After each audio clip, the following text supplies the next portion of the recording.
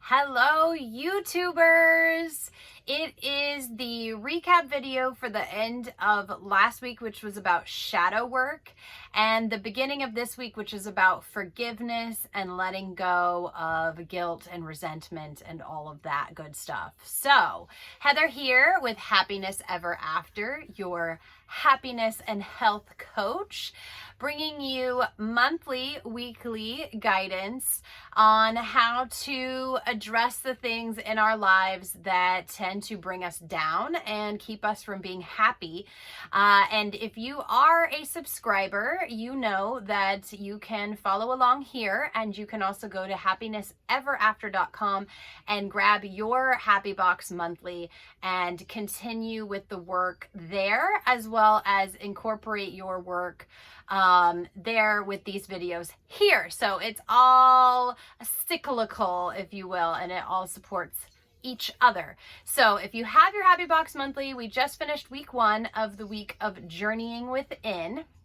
And we were working on addressing our shadow self, or facing the negative aspects of our character. And at the end of each week, we go over, or I go over the homework with you, how to complete the homework, and what I have found in my work during the week, working with my shadow insights from my life here with you, as well as I'm going to share with you the overview for this coming week. So without further ado, let me get into our recap for the week, or my personal recap of the week. So we were saying, I love all aspects of my character. Our affirmation every day last week was, I love all aspects of my character. So when we do this, we are supposed to say it like we mean it, look into a mirror, look into the camera, and say, I love all aspects of my character. When you don't, the things that you don't love come highlighted, or become highlighted. And then those are the things that we focus on. So I would say it and I meant it, but then I'm like, but maybe not this and maybe not that. And then so those were the things that I focused on. So for me, it felt good to say that. It feels good to say that I love myself and I love my character. But when it did highlight certain flaws, like my procrastinating nature, sometimes I have like OCD, obsessive tendencies to overly plan, or part of my procrastinating is I'll go off on a tangent and I'll dig so deep that I just don't move forward, and I just kind of get into the details so much. Or I don't start cleaning because I know I'm going to clean too much. And so I just leave it for a really long time. So anyway, I know those things. I know I get irritable quickly. I know I tend to lose my temper when I get frustrated. And I lose my, patience. So those are all things that get triggered when I say the affirmation. And then our self-care activity was when you find yourself triggered by events, all the events I'm saying, like saying the affirmation could be triggering, and then facing your daily life, like, again, like if I find myself procrastinating or find myself losing my patience, like what triggered that? What was happening? So addressing that, nipping that in the bud. And part of doing that is to just become aware of it. So last week we were becoming very aware of things that triggered us, and then digging into what negative parts of our character they were bringing out and like why that might be happening. So at the beginning of the week, I was feeling very driven. I was feeling behind, but I was feeling driven and excited for the week. At the end of last week, I was feeling accomplished, but I still felt behind. I still feel like I was making progress. Like, I have to acknowledge that I made progress, but I still felt like it just wasn't enough. So I need to kind of give myself a break there. Maybe I'll work on that this week for the forgiveness side.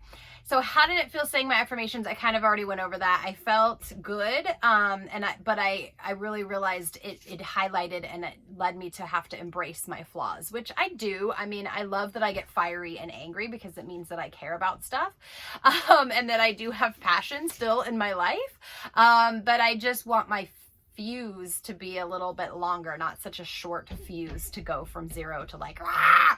But I do feel like COVID does not help. We're all cooped up, and, for me, being in a tiny home and being, stuck with one other tiny person who takes up a lot of space, it just, like, my fuse has been very short lately. But, not to make excuses.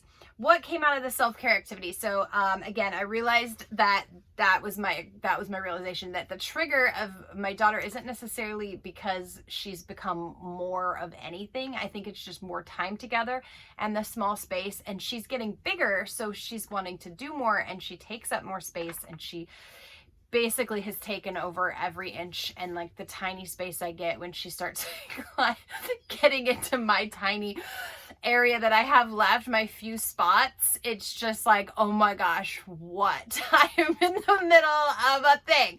So anyway, that's kind of how that was going. So those were some of the realizations. It felt good to realize that, but also you know, that it wasn't me. It wasn't just me having such a short fuse. It's it's situational as well. So I don't take it as personally. It actually felt good realizing that. And the meditations helped me hear my inner thoughts, and better understand where, my character flaws are coming from. So in the meditations, I really focused on looking within, and I even did a shadow guided shadow meditation, and it asked you to like kind of see your little inner monster demon thing and like look at it, and it was really interesting, kind of funny, and probably really just because it's March, but mine was kind of like a little mischievous green little, like almost like a little leprechaun looking thing. So that was kind of funny and fun. But I realized that I think the leprechaun for me was representing, you know, like greed and, you know, want, and, you know, like the leprechaun wants the gold, right? And so I've been trying to fight, you know, just be okay with what I have. And like, I think part of my nature is I can adapt to that, and I can be okay with what I have. But every once in a while, there's this little green monster that creeps up and is like, I want more. I want luxury. I want some things. I want a few like nice things, and I want to achieve success, and I want to, you know, be an authority in my field. So there's this constant battle between trying to accept your daily as it comes and accept what you have and be grateful for what you have, but like still be okay to want and desire more. And like, that's okay. It's just, I sometimes think of it as this like little green monster that creeps up because he's envious and greedy and a little leprechaun. So anyway, that came out of my meditation. Happy St. Patrick's Day, almost. And so how easy or hard was the diet, exercise? It was good. I've been adding extra cardio every day, so I've upped my cardio even though I didn't plan to. I just wanted to experiment, and it actually has been working. And you know, anytime you change up your routine, it does work for a short period of time, and then your body gets used to it. So I'm experiencing that extra gain right now, which I'm excited about. I'm going to have to mix it up here in another couple weeks, but for now that's working. And also I've been foam rolling every day after I do my yoga or my exercise and my stretching. I do my foam rolling every day. And I feel like I'm just finding more and more knots, but I honestly think that's just because I'm loosening up the worse stuff. So anyway, I'm foam rolling every day, and it's feeling better, and everything feels like it's flowing and working, and I feel healthy and like in a good cycle. So that's great. And with the journaling, our final sheet is the journaling sheet. What parts of yourself are you afraid to face? Identify your perceived character flaws, and how can you perceive them in a more accepting way? So a reoccurring theme, my little green leprechaun wants power, authority, money, and luxury. And I think that's okay. And so I'm accepting that that is still part of my character, even though I try to live minimalistically and happily in what I have, and with gratitude, I can still allow myself to want. And that is the conflict that I'm allowing myself to be okay with. And, you know, frustration and losing patience, obviously, and procrastinating were common themes.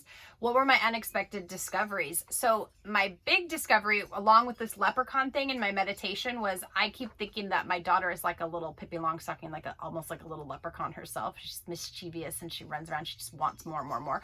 So I kind of realized that sometimes when I get frustrated or upset with her, it's because she's showing the worst part of my character back at me.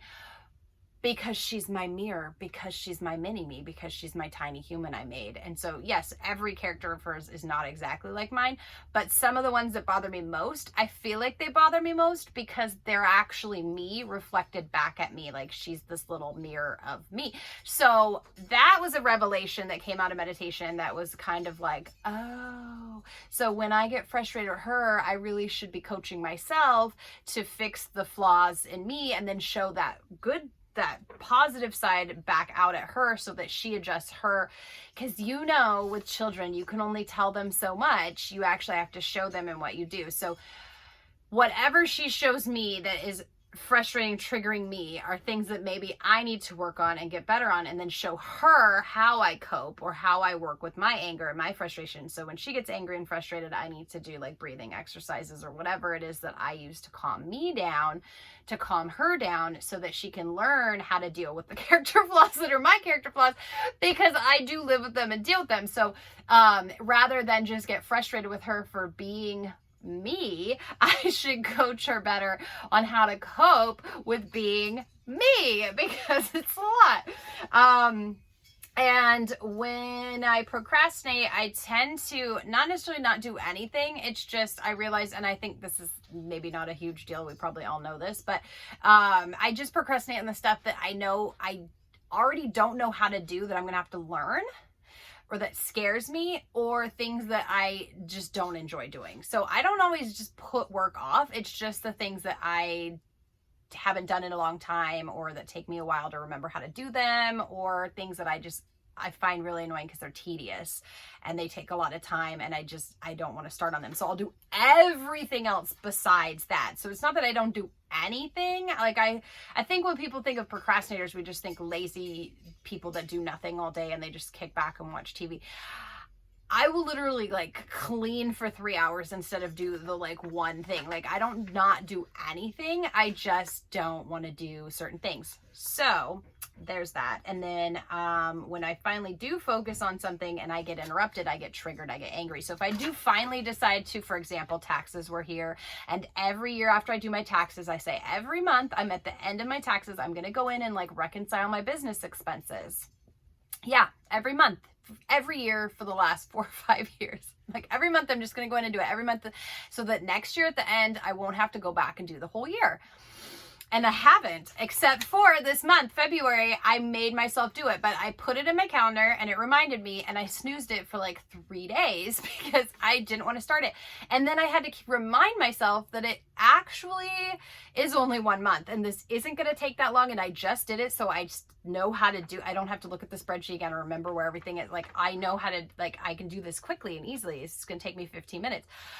And I did it, and I was so proud of myself. When I finally, the third day, sat down, maybe it was the fourth day, to do it, I did it, and it felt great. And I was like, wow, duh, this is what you should do every single time. So my important takeaways are, if I give myself time to study or strategize and not squeeze these things in, or if I focus on learning the thing before I actually start doing the project that scares me or bothers me or makes me not want it. So like in this example, I focused on the fact that I just did it and I had the spreadsheet already set up for myself when I finished taxes. So everything was ready to go.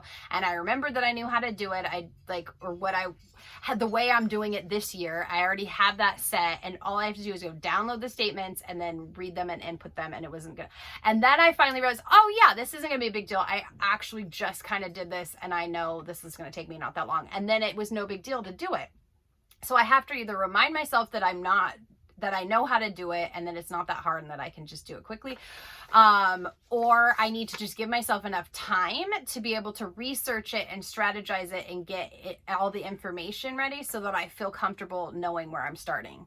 For example, I'm going to start trying to like edit my videos better. And so I need to learn how to do that and figure out what the software that's going to be best for that, so I can input like words on the screen and all of that jazz for you guys. And so so I need to like allot myself a chunk of time to sit down and watch all the videos and take all the notes and get all the equipment and everything. And then I can sit down and like set myself up to learn the thing and do the editing thing.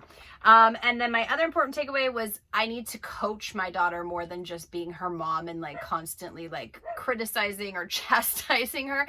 I need to actually show her by example, lead by example, right? But also be better in my cues. So, you know, a lot of coaching is just saying something a bunch of different ways until it clicks with the right person at the right time. So I could keep saying stuff about procrastinating and it'll finally hit with one person. And then some of the other stuff I said hit with a different person, and it's all the same topic and it's all the same concept. It's just said different ways. So I need to coach her when she doesn't get, you know, whatever we're working on, her math, her writing, her whatever. I need to be better about allowing more time again, and then being able to give her more cues versus just getting frustrated and saying, okay, well, you're just never going to get it. Because that's kind of what I do. Because I'm not a kindergarten teacher, but I'm a coach. So I should use my skill set as a coach and just try different ways until I get it right. Okay, so that was last week's shadow work. If you're doing shadow work, you want to look at what things trigger you. You want to dig into those, and you want to try to embrace them. Like your affirmation said, embrace all sides of your character, because the more you can embrace it, the more you can grow from it. And you don't necessarily need to change your flaws. You just need to accept your flaws. So whatever it is that bothers you about yourself, you need to understand why it bothers you and whether it's something that is really negative and bad that may be like causes other people harm or causes you harm, or is it something that you just adapt to, adjust to, you inform people about, that you're just aware of, and you're just, you know, this is how I deal with being a procrastinator. I convince myself that it's not that hard, and I make myself enough time to learn how to do it right, and then I slowly move forward with some sort of plan, and it gets done, and then that thing isn't scary anymore, and I never procrastinated again because now I know how to do it, and it's easy. You create like a mental cheat sheet for yourself, or you make an actual cheat sheet for yourself, whatever it is.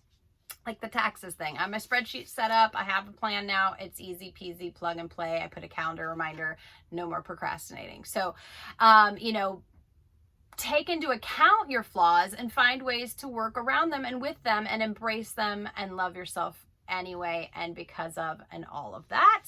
So next week, our new homework assignment is we're forgiving and releasing. And so our affirmation is I can forgive what needs forgiving. And it's hard. And then sometimes it's going to be yourself. Sometimes you're going to have to forgive yourself. And so that can be difficult. For me, that's harder than forgiving another person. It's so much easier, and I'm so much more quick to forgive another person than I am to forgive myself.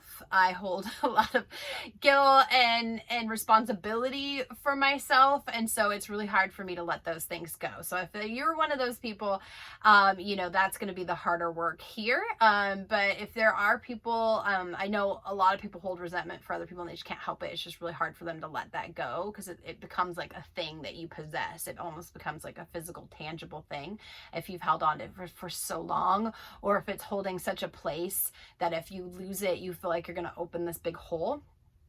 It's not the case, but it may feel like that, and I understand that. So then that might be harder for you to forgive another person. So wherever you are on the spectrum of forgiveness, we're working on it this week. It's going to be rough. Again, this is a very emotional month.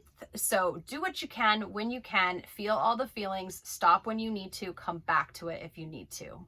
Doesn't have to be done like in a certain amount of time. It doesn't have to be done this week. These are tools and guides, and you can pick them up and put them down and pick them up and put them down and skip them and do them later, whatever. That's why this is coaching, self-coaching on your time for you, as you feel comfortable, as you can coach yourself through it. And our self-care activity is going to be to start forgiving past discretions with others and perceived guilt. So you are going to think of all the things that have hurt you, people that have hurt you, even if it's something you think you've forgiven. If it pops up, you maybe haven't yet. So think of all the past discretions, past arguments, past whatever conflict you've had with whoever, whatever. It could be a thing, you know, like a talent or a skill you've just struggled with and you can't get past. And then any guilt that you might be holding on from any of that or anything else that you might feel guilty about in your life. So all of that stuff that comes up. So you're going to just be thinking on all of that. And again, other things, the triggers is a good place to start. So if you find yourself being triggered by something, getting angry or overly emotional, try to realize, is this, was this a character flaw popping up again? Is it something with this specific person that triggers me because we've had conflict and we're not resolved? Whatever it may be, or if it's something new that reminds you of something in your past that's not resolved. So really look for the triggers again to decide where the guilt and the resentment might be coming from. And then when you're meditating this week, think about forgiveness and who you might need to forgive. You might need to make a list of that. And then you're journaling about the resenting and all. I've put that down here and I forgot. Okay. What are you holding resentment for? Again, same situation. And what do you feel guilty for? So you're kind of making these lists. So as you're meditating, you might have your journal next to you or by you. And when you are having those thoughts that pop up in meditation, you can quickly either write them down and pop back in, or when you come out of it, you can sit and write the list of things, people, situations that you have become resentful for or feel guilty for. So you're just starting the laundry list, and then you can dig into why are you having trouble forgiving yourself and others for these discretions or conflicts or whatever. So first you're going to kind of like see what's triggered and list everything and take a look at it. And then you're going to dig into why it may be happening that you haven't let it go. Why are you still holding on to this? What does that feel like? And why do you keep trying to keep that so close to you? Why are you having issues letting go of either the guilt or the resentment and the pain and the whatever feelings? So, I do have a blog about this on the website. So on happinesseverafter.com/happy-blog, or just go to the webpage and navigate to Happy Blog. There is a post about forgiving your fears, and there's some steps to go through as well. So if you need more, you can check out the blog as well. But realistically, you're listing out everything, you're noticing the triggers, you're listing it all out, you're looking at it all, you're going to color it and make sure you know what the emotions are. So is it anger, is it sadness, is it fear? Like what emotions come out of the trigger and the situation and the conflict? Like what does the resentment look like? Is it hurt? Is it angry? Are you still like, what phase are you in of this with yourself or the other person? And then you can start seeing why you need to hold on to it and why you're afraid to let it go. Because most of the time it's like we're afraid, like I said, if you let go, maybe there's this big hole inside now. And what are you going to fill that up with? Well, love, of course. Love for yourself. So you're going to find what you're afraid of letting it go for, and then how you can fill yourself back up once you let this other thing go. Like, what are you missing out on because this thing is blocking you and holding this place inside? If you look hard enough, you'll probably find that there's some good stuff that you can replace it with. Potentially it could be a new relationship that the past relationship is blocking you from moving forward in. So if you can kind of get over and let this stuff go, maybe you can open up for more love, either with an existing relationship or the potential of a new relationship. So that is our work for this week. I will check in with you at the end and let you know how it all went for me and see how you guys are all doing. And if you have any comments, please go ahead and leave them below. Like, subscribe, share, and until we meet again, please take care.